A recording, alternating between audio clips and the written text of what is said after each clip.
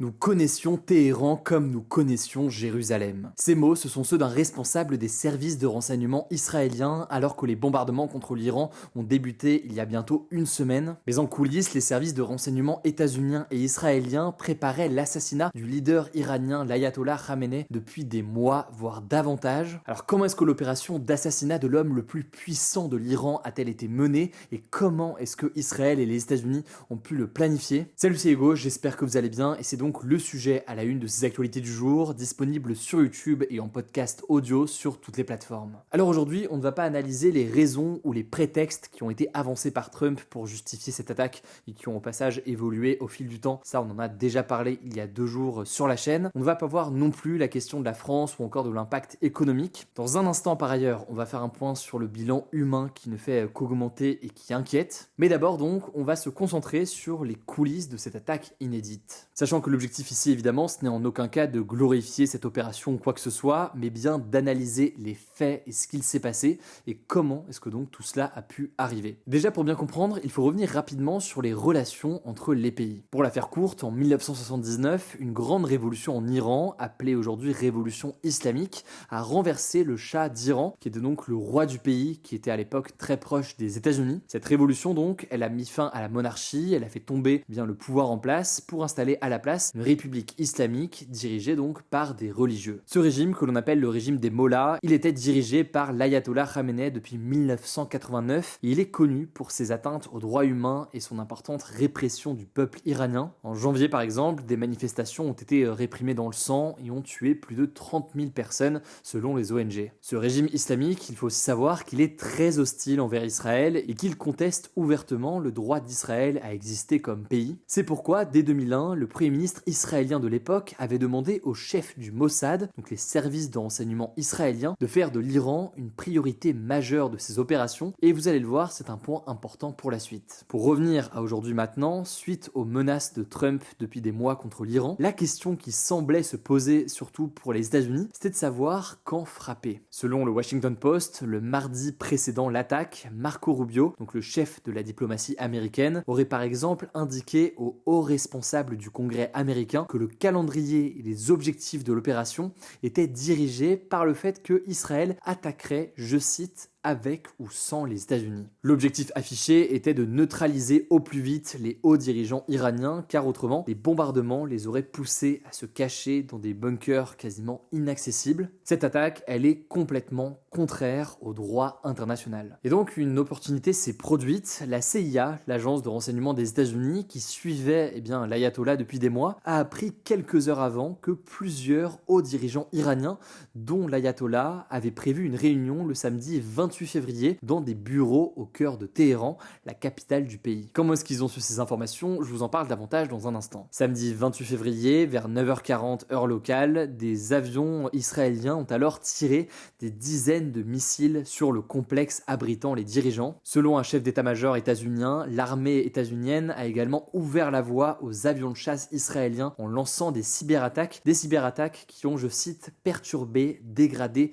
et aveuglé la capacité de l'Iran à voir, à communiquer et à réagir. Selon plusieurs enquêtes de presse, Israël aurait également perturbé des antennes relais de téléphonie mobile autour du complexe, ce qui aurait en partie désorganisé les communications des services de sécurité. Sauf que, tout cela va bien au-delà de ça. En effet, comme je vous le disais, Israël connaît très bien la ville de Téhéran, et ce depuis déjà bien longtemps. Très concrètement, selon une enquête du Financial Times qui a obtenu de nombreux témoignages anonymes de personnes en lien avec l'opération, la quasi-totalité des caméras de circulation de Téhéran étaient piratées depuis des années par Israël. L'une des caméras a par exemple permis au Mossad de déterminer exactement où des responsables iraniens aimaient garer leur voiture et donc ainsi connaître au mieux leurs différents déplacements. Grâce à ces images et d'autres vidéos venant d'espions, Israël et les États-Unis ont alors pu connaître les adresses, les heures de service et les itinéraires empruntés par des cibles privilégiées. Et donc selon cette enquête du Financial Times, c'est notamment grâce à ces informations, mais aussi celle d'une source humaine qui était sur sur place, qu'Israël et les États-Unis auraient donc été mis au courant de la tenue de cette réunion. Mais alors pourquoi est-ce que l'ayatollah Khamenei n'est pas resté en sécurité alors qu'il était bien courant qu'une telle menace pesait sur lui et que forcément faire une telle réunion au cœur de la ville pouvait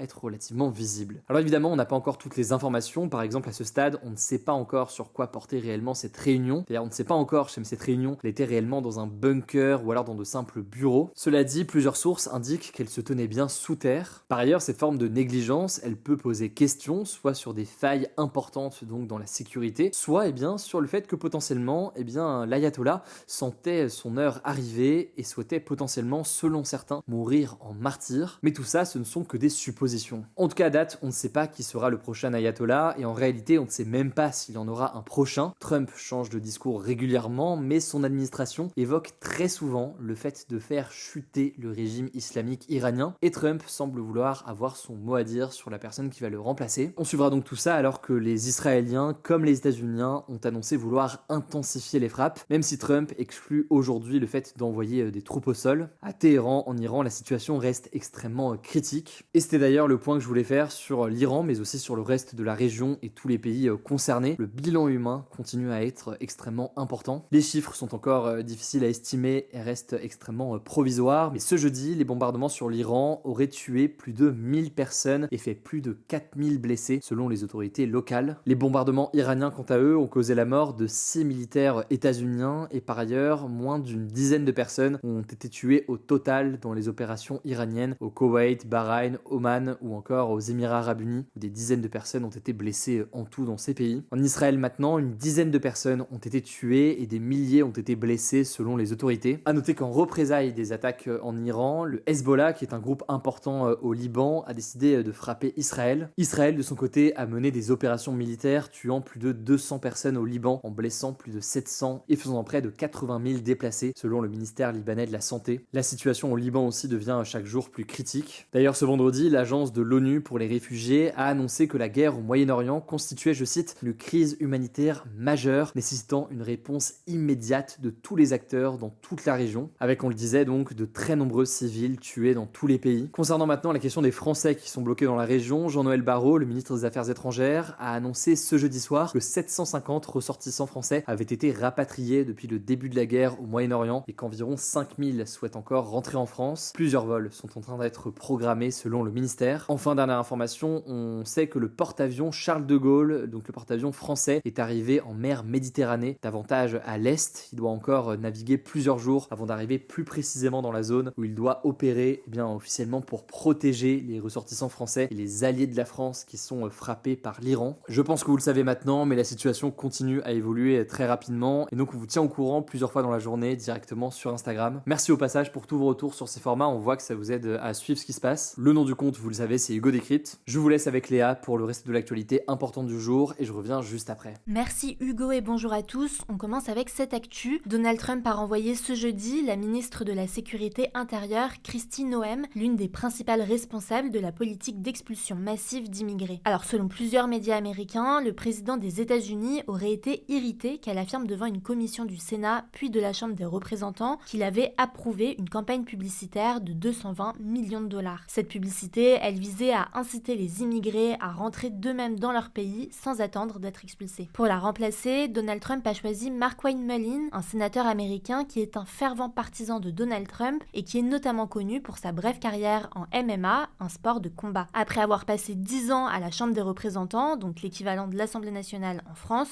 il siège au Sénat depuis 2023 et il est d'ailleurs le seul amérindien au Sénat. En tout cas, le chef de la minorité démocrate au Sénat, donc du camp opposé à Donald Trump, a fait part de son opposition à la nomination de Markwayne Mullin. À noter que sa nomination doit encore être approuvée par le Sénat, où les républicains, donc le camp de Donald Trump, sont majoritaires. Et au passage, vu qu'on parle de Donald Trump, le ministère de la Justice a annoncé ce jeudi la publication de 50 000 nouveaux documents dans les dossiers Epstein. Certains décrivent des entretiens d'une jeune femme au FBI menés en 2019 qui accuse Donald Trump d'agression sexuelle. Cette décision, elle intervient une semaine après que des médias américains ont révélé que le gouvernement avait retiré des documents mentionnant Donald Trump. On vous en parlait dans les actus de vendredi dernier, je vous mets le lien en description. Deuxième actu, 51 personnes ont été tuées dans les dernières 24 heures au Soudan. Ça s'est passé dans la région du Kordofan, au sud de ce pays d'Afrique de l'Est. Des attaques terrestres et des frappes de drones sont à l'origine de ces décès, selon des sources médicales locales citées par l'AFP. En fait, depuis 2023, une guerre civile a éclaté dans le pays. L'armée soudanaise et les paramilitaires des forces de soutien rapide, un groupe armé qui souhaite prendre le pouvoir, s'affrontent sur l'ensemble du territoire. Jeudi, l'armée soudanaise avait affirmé avoir repris au FSR la ville de Bara, qui est cruciale pour le contrôle du pays. Dans la même région, 28 personnes avaient déjà été tuées et 60 blessées jeudi, dont des enfants et des femmes, selon une source médicale citée par l'AFP. Mercredi, une frappe de drone à Al-Mojlad, dans l'ouest du Kordofan, près de la frontière sud, avait aussi fait 18 morts et 25 blessés, selon un médecin. À noter que le conflit s'est intensifié ces derniers mois avec l'usage croissant de drones et des frappes visant régulièrement des zones habitées. Depuis avril 2023, la guerre au Soudan a fait des dizaines de milliers de morts et des millions de déplacés. Selon l'ONU, il s'agit de la pire crise humanitaire au monde. Troisième actu, les recherches pour retrouver le petit Madoua, un garçon de 4 ans atteint d'un trouble autistique disparu il y a une semaine en Seine-Saint-Denis, ont été arrêtés ce jeudi soir. Les images de vidéosurveillance ont permis, je cite, d'établir que Madoua est tombé à l'eau. L'information vient d'un communiqué publié dans la nuit de jeudi à vendredi par les organisateurs de la mobilisation citoyenne chargés de retrouver le petit garçon. En fait, le 25 février dernier, Madoua avait échappé brièvement à la vigilance de sa maman alors qu'il se promenait dans un parc de Neuilly-Plaisance. Depuis, il était introuvable. D'importants moyens de recherche avaient été mis en place depuis sa disparition, sans résultat. En tout cas, le collectif a expliqué que les forces de l'ordre poursuivent leurs opérations pour retrouver le corps de Madoua afin, je cite, de permettre à sa famille de lui offrir des obsèques dignes. Quatrième actu, la dénomination steak végétal va être interdite dans l'Union européenne, mais pas celle de saucisse végétarienne ni burger végétarien, selon un accord trouvé ce jeudi entre les eurodéputés et les États membres de l'UE. L'interdiction concerne également des termes comme bacon ou foie lorsqu'ils désignent des produits d'origine végétale. Faut savoir que ces dernières années, les produits végétariens qui imitent la viande ont connu un essor assez important, notamment car de plus en plus de consommateurs souhaitent limiter leur consommation de viande, mais aussi réduire leur empreinte carbone, la filière de la viande consommant énormément de CO2. Alors face à cette tendance de produits végétaux, des élus de droite et des représentants de la filière viande avaient souhaité interdire l'usage de termes comme steak, burger ou saucisse pour des produits végétariens au nom de la défense des éleveurs. En tout cas, les associations de consommateurs ont dénoncé le compromis qui a été trouvé, estimant que les nouvelles règles ne feront qu'accroître la confusion et sont tout simplement inutiles. En France, un décret visant à interdire ce type de nom avait été pris en 2024 après que les agriculteurs avaient exprimé leur mécontentement. Mais il avait été annulé fin janvier 2025 par le Conseil d'État, la plus haute juridiction administrative, après une décision de la Cour de justice de l'Union européenne. Bref, l'interdiction du terme steak végétal doit encore être soumise au vote du Parlement européen et des États membres de l'UE, on suivra ça. Et on termine avec cette actu culturelle, on en sait un peu plus sur le casting français de la nouvelle saison de la série HBO The White Lotus. Vincent Cassel, Nadia Tereskevich et Corentin Fila auront un rôle dans cette 4e saison. Pour vous les présenter rapidement, Vincent Cassel, il s'est fait connaître notamment grâce au film La Haine. L'actrice franco-finlandaise Nadia Tereskevich a de son côté été révélée au grand public pour son rôle de Stella dans le film Les Amandiers, qui lui a valu le César du meilleur espoir féminin en 2023. Quant à Corentin Fila, il s'est distingué dans les séries La Maison et Escort Boys. The White Lotus, qui a été créé par Mike White et qui est diffusé en France sur HBO Max, c'est une série d'anthologie, donc les personnages et les lieux changent à chaque saison. Elle suit pendant une semaine les vacances de différents clients dans l'hôtel de luxe de la chaîne The White Lotus. Alors qu'ils profitent d'un séjour censé être paradisiaque pour se détendre et se ressourcer, une part plus sombre de leur personnalité apparaît peu à peu, révélant des tensions et des secrets cachés. Ces 3 comédiens français rejoignent donc Helena Bonham Carter, qui joue Bellatrix dans Harry Potter, Steve Coogan, qui interprète Phileas Fogg dans Le Tour du monde en 80 jours, ou encore Sandra Bernhard, célèbre pour son rôle dans Rosanne, qui avait déjà été annoncée au casting. Le tournage se déroulera majoritairement au château de la Messardière à Saint-Tropez, dans le Var. Quelques scènes devraient aussi être tournées à Paris. On n'a pas encore de précision sur leur futur rôle dans cette série et aucune date de sortie n'a pour l'instant été annoncée. Merci beaucoup Léa pour ces actualités. Alors je le disais, pour suivre toute l'actualité au quotidien, rendez-vous sur Instagram. Et ce format des actus du jour, il est aussi disponible en version podcast. Je vous mets tous les liens en description, vous êtes de plus en plus nombreux, n'hésitez pas à vous abonner, je sais que c'est pas encore le cas. Merci encore une fois pour votre confiance, prenez soin de vous, prenez soin de nos proches, et puis on se dit à demain pour une nouvelle vidéo.